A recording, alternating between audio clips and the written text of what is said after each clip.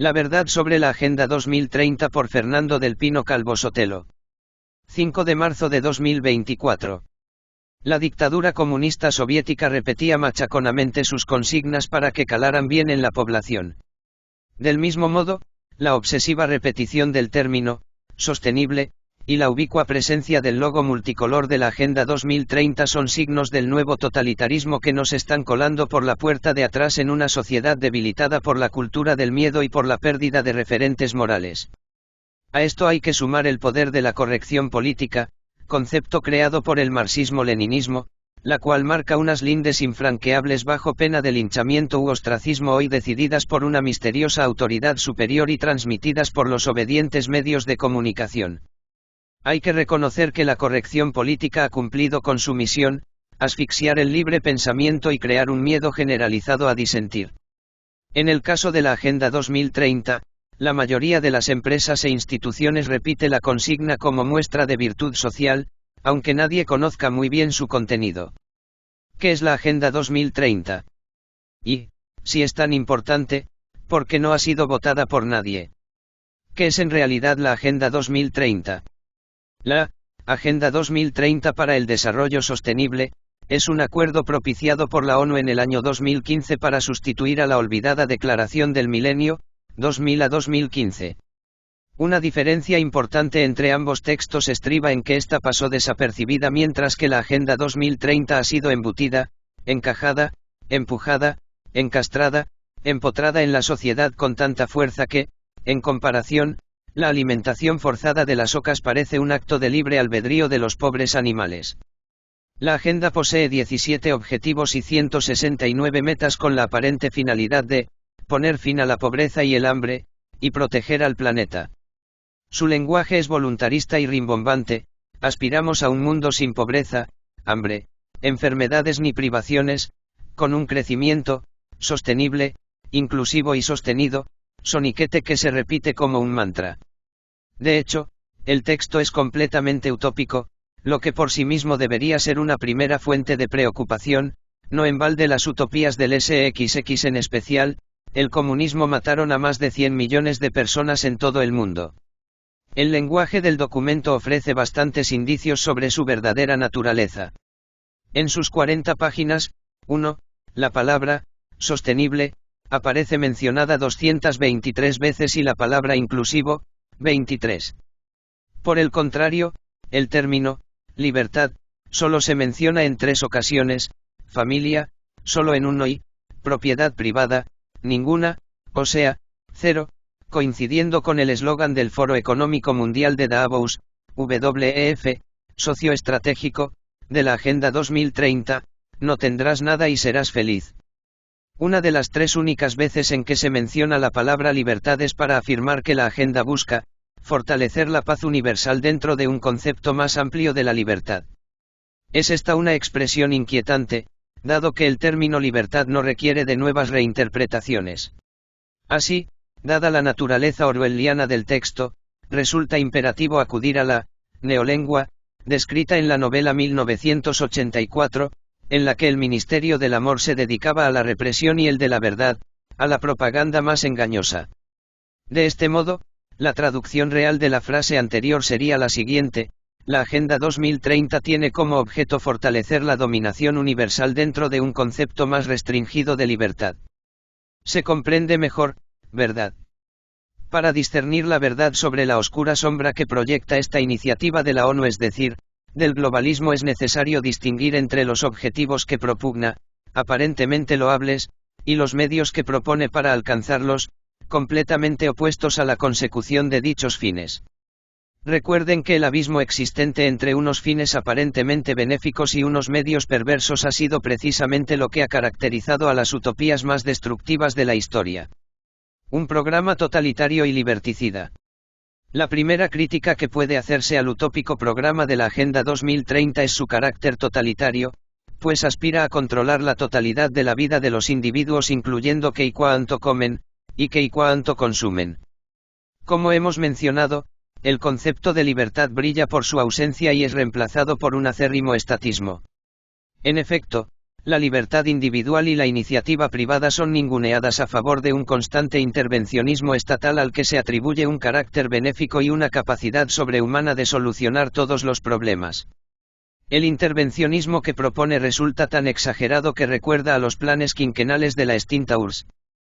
Por ejemplo, especifica objetivos concretos de crecimiento del PIB en los países menos adelantados y la duplicación, por imperativo legal, del peso de la industria, inclusiva y sostenible, en el PIB de esos mismos países.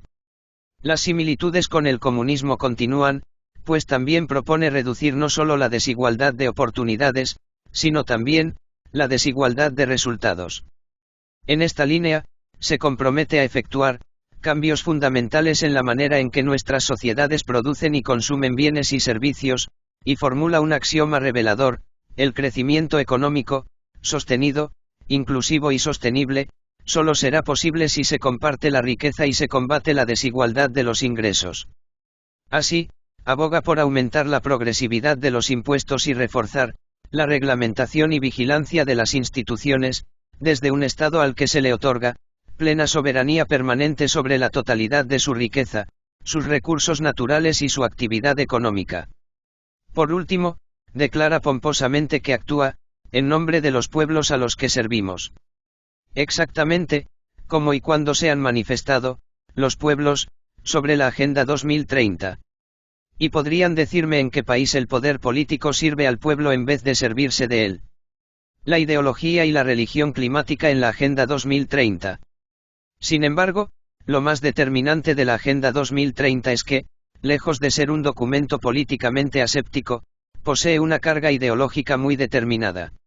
En primer lugar, es materialista, pues omite toda dimensión trascendental del ser humano, convertido en poco más que un animal o un robot, a pesar de que el 72% de la población del planeta, el pueblo al que dicen servir, cree en Dios, solo el 10% se declara ateo, y que una amplia mayoría cree que hay vida después de la muerte. 2. Aunque el 62% de la población mundial vive en países donde se conculca el derecho a la libertad religiosa, siendo la religión cristiana la más perseguida. 3. El texto en ningún momento la menciona, como tampoco menciona la libertad de expresión. Asimismo, su desprecio por el ser humano lleva a colocarlo al mismo nivel que las demás criaturas en un mundo donde todas las formas de vida puedan prosperar sin temor ni violencia. ¿Cómo no? La Agenda 2030 defiende la ideología de género, palabra repetida 15 veces en el documento. La incorporación sistemática de una perspectiva de género en la implementación de esta agenda es crucial. También apoya el aborto bajo el eufemismo de salud reproductiva de la mujer, y relega a la familia a un puesto secundario en un mundo caracterizado por la relación de servidumbre entre el amo, el Estado omnipotente, y su siervo, un individuo aislado y solo, ninguneando a la familia como unidad fundamental de la sociedad y como sujeto de derechos previos a la existencia del Estado. En cuanto a su apoyo a la religión climática que menciona 20 veces, la Agenda 2030 tiene el mismo tinte pesimista y catastrofista del primer informe del Club de Roma, un documento seminal del movimiento globalista con una conciencia de escasez cuya única solución es, aparentemente, la aceptación de una tiranía global dirigida por una élite que quiere hacernos la vida ciertamente incómoda mientras nos salva de un peligro inexistente. Así, repite la habitual letanía apocalíptica climática alertando del peligro para la supervivencia de muchas sociedades, causado, entre otros factores, por un pretendido aumento de los desastres naturales y de las sequías y un supuesto agotamiento de los recursos. 3 afirmaciones no sustentadas por los datos. 4. Naturalmente, la Agenda 2030 propone aumentar la proporción de energías renovables para lograr un suministro de energía asequible, fiable y sostenible, y duplicar la eficiencia energética. El problema es que las energías renovables a las que implícitamente hace referencia, eólica y fotovoltaica, nunca serán ni eficientes, ni fiables ni asequibles al ser intermitentes y depender de la existencia de suficiente viento o radiación solar, que solo se dan en determinadas latitudes, estaciones u horas del día. Así, las fuentes renovables exigirán siempre un respaldo de energías térmicas tradicionales, lo que implica una cara redundancia de sistemas de generación o, en su defecto, una vida vivida entre apagones intermitentes. Objetivo: reducir la producción de alimentos. Con similares contradicciones, en lo que quizás sea la prueba más evidente de su hipocresía, la Agenda 2030 asegura querer poner fin al hambre y duplicar la productividad agrícola mientras propone medidas que promueven justo lo contrario, es decir, que crearán hambrunas. Así, bajo la habitual coartada medioambiental, el texto supone una verdadera declaración de guerra al campo, lo que ha llevado en muchos países a una justificada reacción de ganaderos y agricultores que luchan por su supervivencia, que es la nuestra. En el caso de los ganaderos, la guerra toma la forma de una grotesca demonización del ganado como emisor de metano y de una inmoral campaña contra el consumo de carne y proteína animal, clave para la salud. En el caso de los agricultores, la Agenda 2030 quiere imponer una reducción en el uso de agua, fertilizantes y pesticidas. Con su doblez habitual, afirma querer aumentar el uso eficiente de los recursos hídricos, pero a la vez obliga a restablecer los ecosistemas relacionados con el agua, incluidos los ríos, es decir, destruir presas, lo que merma la capacidad de riego. Asimismo, con el pretexto de reducir la contaminación marina, propone primero controlar las actividades terrestres, incluyendo la polución por nutrientes, es decir, los fertilizantes, y luego reducir la liberación de productos químicos a la atmósfera, el agua y el suelo, es decir, los pesticidas. Sin agua para alimentar las plantas, sin fertilizantes para nutrir la tierra y sin pesticidas para eliminar las plagas, ¿cómo se va a mejorar la productividad agrícola? No se logrará, más bien revertir la maravillosa revolución verde, que permitió multiplicar el rendimiento de los cultivos y alimentar a una población creciente. Voy más allá. ¿Creen ustedes que los autores de la Agenda 2030 ignoran que este será precisamente el resultado? El caso de Sri Lanka es el canario en la mina. En 2021, el gobierno de aquel país decidió prohibir los fertilizantes químicos y los pesticidas con los típicos argumentos medioambientales. Su presidente alardeó de ello en un discurso en la cumbre climática del COP26 en el que abogó por la agricultura orgánica y por las energías renovables. El hombre debe vivir en sintonía con la naturaleza, afirmó citando textualmente un punto de la Agenda 2030. 3 años antes, el Foro Económico Mundial, WEF, había publicado un artículo del entonces primer ministro en el que publicitaba su visión. El país logró un rating ESG de 98.1 sobre 100 y se convirtió en el niño mimado de la ONU y en un modelo de aplicación de la Agenda 2030. Pues bien, en solo 6 meses la producción agrícola cayó un 20% y los precios aumentaron un 50% mientras ciertos productos, como los tomates y las zanahorias, multiplicaban su precio por 5. En un país productor de arroz, el gobierno se vio obligado a importarlo, y finalmente llegó la hambruna, las masas asaltaron el palacio presidencial y el presidente huyó mientras el WEF corría a borrar el mencionado artículo de su web, pero el daño estaba hecho. Hoy la desnutrición infantil sigue siendo un problema en Sri Lanka. 5. Conclusión. Bajo el bonito manto de unos fines aparentemente nobles, la Agenda 2030 oculta un programa empobrecedor y misántropo y nos dirige hacia un mundo con permanentes cartillas de racionamiento.